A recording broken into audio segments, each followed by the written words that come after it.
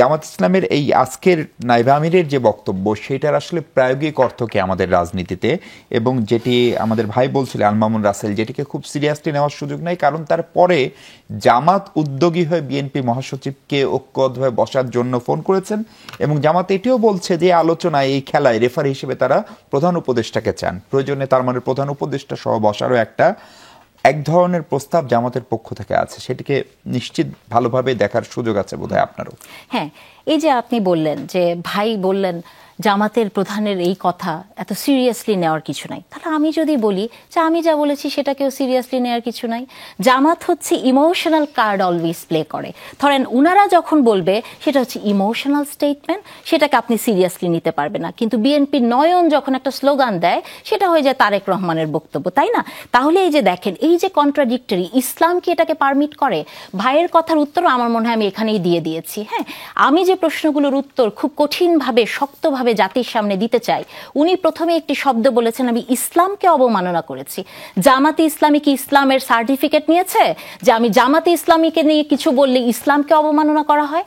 এই কথাগুলো সেদিনের টকশোতে মির্জা গালিব ডিরেক্টলি আমাকে বলেছেন যে আপনি জামাতোফোবিক। আমি তখনই টকশোতে লাইভে তাকে বলেছি যে আপনি যে এই কথাটি বললেন, এখন আমার প্রতি যে সাইবার বুলিং হবে সেটা দায়ভার কি আপনি নেবেন? এবং বিশ্বাস করেন 2 দিন পরে উনি কিন্তু ওই কেসের একজন সাক্ষী।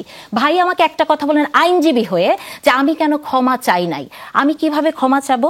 উনারা একটা কেস করে সমন জারি করেছেন, আমাকে নোটিশ দেননি। হ্যাঁ, আপনি যদি আমার কাছে ক্ষমা চান যে আমাকে ক্ষমা চাইতে হবে, ভুল স্বীকার করতে হবে, আপনি আমাকে নোটিশ পাঠাবেন না?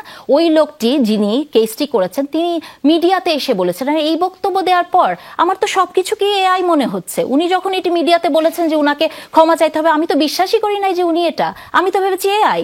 তাহলে আমি কিভাবে, আমি কি মানে নিজে থেকে যে ক্ষমা চাবো? এটা কি কোনো লিগ্যাল প্রসিডিওর নাই? তারপরে উনি আরো কিছু কথা বলেছেন যে একজন বিশ্ববিদ্যালয় শিক্ষক কি করে এই তথ্য একটি দলের বিরুদ্ধে দেয়। আমি কোনো দলের বিরুদ্ধে তথ্য দেইনি, একজন ব্যক্তির বিরুদ্ধে দিয়েছি, এবং তখনই দিয়েছি যখন 2 সপ্তাহ ধরে এই কার্ডটি সবাই শেয়ার করেছে। আমার কাছে অজস্র স্ক্রিনশট আছে। আমার প্রশ্নটি হলো 2 সপ্তাহে তাদের মানহানি হলো না? যখনই একজন শিক্ষক এবং তার জেন্ডার নারী, তখন তিনি বললেন, তখনই তার মানহানি হয়ে গেল?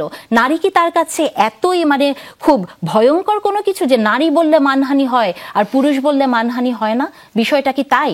এবং এই যে তারা মানে কি আপনি এরকম যে ধরেন আরেকটা পুরুষের নামেও যদি মানহানির মামলা করে তাহলে আপনার নামে মানহানির মামলা করাটা ন্যায্যতা পায় না? আমি আসলে এটা মনে করি যে আপনি যখন এই প্রশ্নটা করবেন, আমি মনে করি জুলাই পরবর্তী সময়ে এই মানহানির মামলা কে করতো? এবি সিদ্দিকী নামের একজন লোক সারা দুনিয়া মানহানির মামলা করে ফেমাস হতে চাইতো, তাই না? এবং দেখেন ওই টকশোতে কিন্তু মির্জা গালিব একটাও প্রতিবাদ করেনি। এবং উনি কি বলেছেন জানেন?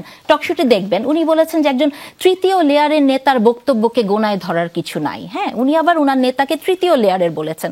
সেটা নিয়েও কিন্তু আমরা কথা বলেছি ওইখানে। তার মানে আমি মনে করি যে আপনার পক্ষে কথা না বললে আপনার মানহানি হয়, আর আপনার পক্ষে বললে আপনার মান উন্নয়ন হয়, এটাতে আমি বিশ্বাস করি না। এবং মিশু, আমি মনে করি যে কথাটি আমাকে অলওয়েজ বলা হয় যে একজন শিক্ষক হিসেবে আমি এই কথাটি কিভাবে বললাম, একজন শিক্ষক যখন সোশ্যাল মিডিয়াতে কোনো কিছু বলে তার যথেষ্ট কাজ থাকে যেটি হাজার হাজার লাখ লাখ শেয়ার হয়ে যায়, তার এইটার রিয়েল সোর্সটা যাচাই করার থাকে না। তাহলে আপনি ভারতের মতো করেন, ভারতে কিন্তু একটা আইন হচ্ছে মনে হয় যে এআই রিলেটেড কিছু থাকলে তার নিচে লেখা থাকতে হবে এআই। এবং তার সাথে সাথে আমি আরো একটি কথা বলতে চাই, আমার ভাই বলেছেন যে উনার ওই বক্তব্যটি আছে, আপনি খুঁজে দেখবেন মিশু, এই ঘটনার পরে আমি কোথাও উনার এই বক্তব্যটি আর খুঁজে পাইনি। হ্যাঁ, তো আমার কথা হচ্ছে যে আপনি মানহানির কেস করতে পারেন, আপনি যাই করতে পারেন, কিন্তু এগুলোতে আমি গত 17 বছরের প্রতিচ্ছবি দেখতে পাই। এবং আমি মনে করি যে যে কথাগুলো উনি এই মুহূর্তে বলেছেন যে আমি ইসলাম বিদ্বেষী কথা বলেছে, আমি মনে করি এটা একজন নারী হিসেবে এই কেসটি হওয়ার পরে আমি নিরাপত্তাজনিত সমস্যায় ভুগব। এবং